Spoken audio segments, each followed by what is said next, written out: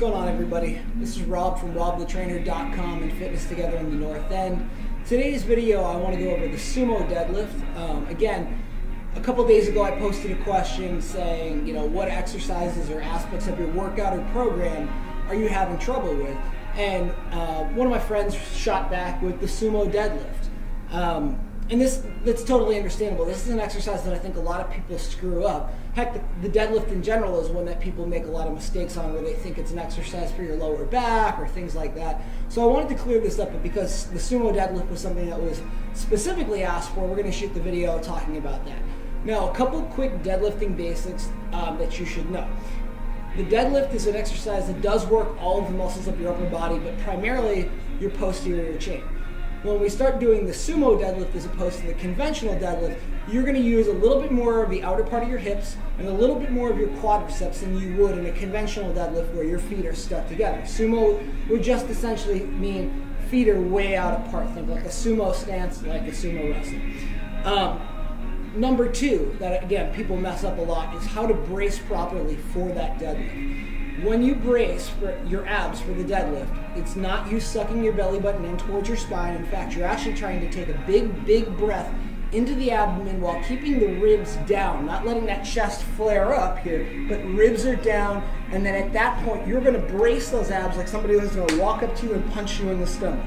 So squeeze those abs hard. That's gonna help maintain that neutral portion of your spine, that neutral part of your spine rather, and allow you to produce more force upward.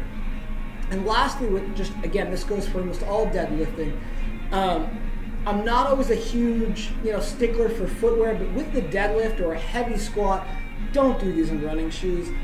The squat, the running shoe does hike your heel a little bit, so it allows people with bad, ankle mobility to get a little deeper into the squat. But the problem is, running shoes are designed to absorb force, and that's exactly what you don't want when lifting heavy weights. You don't want a squishy thing underneath you that's going to absorb some of the force that you're basically trying to put into the ground.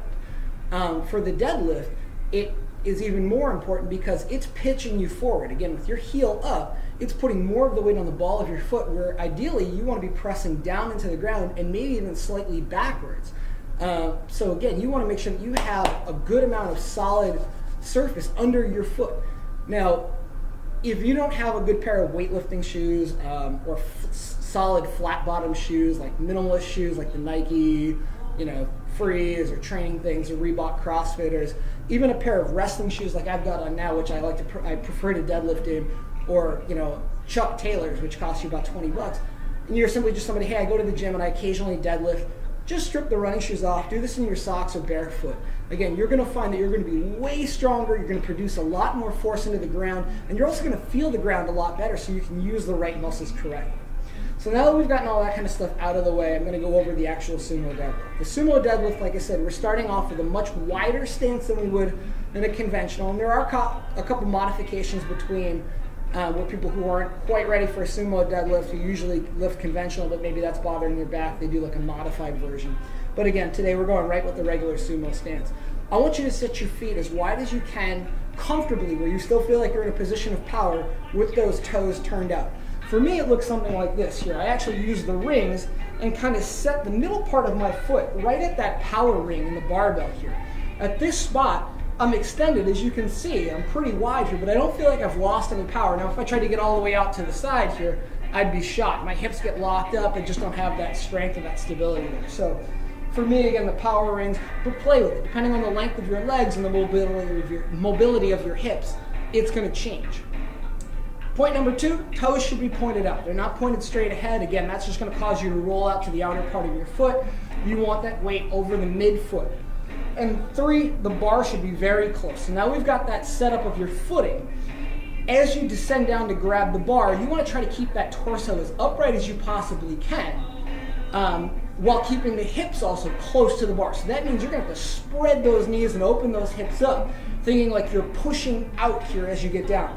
As you get close to the bottom of the bar, it should feel challenging, like you're having a hard time getting there, almost like you've got to grab it and pull yourself down. So ideally that starting position looks something like this here. My chest is up, my head is back, and my knees are way out. Now, in order to initiate the lift, and again, this is something that's very different than a conventional deadlift, I'm not pushing down into the ground trying to stand up with it. I'm actually pushing kind of forward and out with my feet. Those feet are angled out. I'm trying to burst my feet through the front of my sneakers and lock those knees out as I go through. Once those knees are locked out, that's when I'm going to drive the hips forward. Again, different than the conventional where the knees and the hips lock out at the same time. In a sumo, for the best pull, you want those knees to lock out just slightly before, so all of a sudden you're in this spot here, and all you got to do is just drive the hips forward. Boom.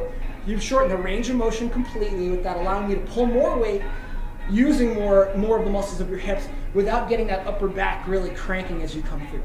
So if it's done correctly, it should look something like this. Again, my lower back is nice and flat. My hips are close to the bar. I'm grabbing the bar and then knees out, hips drive through.